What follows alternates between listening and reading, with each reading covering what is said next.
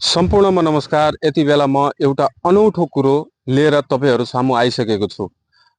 र यो एकदमै मेन एउटा विषयको कुरो पनि हो, जुन एउटा विकासगत हाम्रो गाउँ समाजमा हामीले सरकार बनाएर चाहिँ हामी विकास गर्ने सोचिरहेको हुन्छौँ।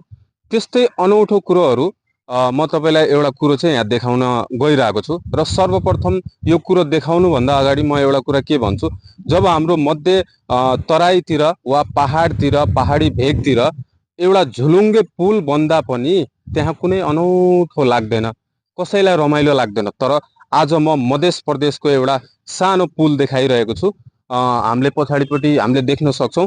म अहिले त्यहाँ गएर तपाईलाई देखाउँछु। यहाँका जुन स्थानीय बासिन्दाहरू छन्, त्यो बासिन्दाहरू यति रोचक, यति खुसी भएका छन् नि यो पुलले गर्दा। हो, यस्तै ठाउँ ठाउँमा विकास होस्। मध्य प्रदेश अझ पनि धेरै बिछडिएको छ। यहाँका नेता, यहाँका स्थानीय, हुन त अहिले भर्खरै नयाँ सरकार बनेको छ। त्यसैले सम्पूर्णमा आग्रह गर्न चाहन्छु, यो भिडियो सम्पूर्ण नेपालीमा शेयर गरिदिनु होला। र यो पुलको दृश्य म देखाउँछु। त्यहाँ थुप्रै मान्छेहरू रोचक र रमाइलो गरिरहेका छन्। त्यो रमाइलो पल म तपाईलाई देखाउँछु, अवश्य पनि हेर्नु होला। र यो भिडियो सक्दो सम्पूर्ण 3 करोड नेपाली जनतामा शेयर गर्नु होला। मैले देखाइरहेको यो पछाडिपट्टिको पुल हो साथीहरू। यो झुलुङ्गे पुल हामीले देखिरहेको जुन अहिले छौं, यतापट्टि हाम्रो क्यामेराम्यानलाई पनि म अनुरोध गर्न चाहन्छु, यतापट्टि देखाइदिनु होला। र साथै हामीले देख्न सक्छौं यतापट्टि केही कुरा पनि छैन। यो एकदमै खाली जग्गा रहेको छ र बिछडिएको एउटा मध्य प्रदेशमा यसरी पुल बन्दा पनि धेरै मान्छेहरू पनि म अगाडि देखाउने छु तपाईहरुलाई, धेरै रमाइलो गर्दै बसिरहेका छन्। यस्तो रमाइलो दृश्य म तपाईलाई देखाउँछु।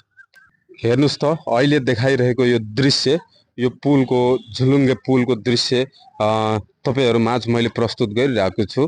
र यो दृश्य सम्पूर्ण नेपाली जनहरु प्रति पुर्याइदिनु होला। र साथै मैले जुन कुरा तपाईलाई भनेको थिए, यो दृश्यमा धेरै मान्छेहरू आवत जावत र एउटा त्यो सोच त फरक भयो, तर यहाँ मान्छेहरू रमाइलो गर्ने अनि एकदमै रमाइलो लागिरहेको छ। यहाँका मान्छेहरूलाई, यहाँका स्थानीयहरूलाई हामीले यो भिडियो मार्फत देख्न पनि सक्छौं, जुन क्यामेरा लिएर यहाँ फोटो खिच्ने अनि फोटो सेसन गर्ने, अनि साथै थुप्रै मान्छेहरू आवत जावत, अनि यता साइड साइडको दृश्य पनि हामीले देख्न सक्छौं। एकदमै एम्प्टी, खाली रहेको छ अनि खोला पनि बिचमा छ। र यस्तो गाउँमा एउटा सर्वसाधारणको लागि पुल बनाइदिँदा यति खुसी भएर यहाँका मान्छेहरू यहाँ भ्रमण गर्न र साथै यो प्लेसलाई भिजिट गर्न आइरहेका छन् भने अन्य एरियातिर यति मान्छेहरू खुसी पनि हुँदैनन्। यो भिडियो बनाउनुको उद्देश्य पनि त्यही हो। र एउटा गाउँतिर एउटा झुलुङ्गे पुल बनाइदिँदाखेरिमा यहाँका स्थानीयहरू फोटो खिच्ने र एकदम हर्ष र एकदम खुसी भएर आवत जावत गर्ने गरेका छन्। मैले देखाइरहेको जुन पुलको कुरा गर्थे, त्यो पुल यही नै हो साथीहरू। यदि तपाईहरु पनि यो पुलमा आउन चाहनुहुन्छ, यो गाउँ लाई भिजिट गर्न चाहनुहुन्छ भने अवश्य पनि आउनु होला। र सम्पूर्ण नेपाली जनताले मेरो भिडियो सक्दो शेयर गरिदिनु होला, ताकि नयाँ नयाँ लोकेसनहरू मैले तपाईहरु माझ लिएर आउने गर्दछु र यो लोकेसन सम्पूर्ण नेपाली जनता माझ पुगोस्। जय देश, जय नेपाल।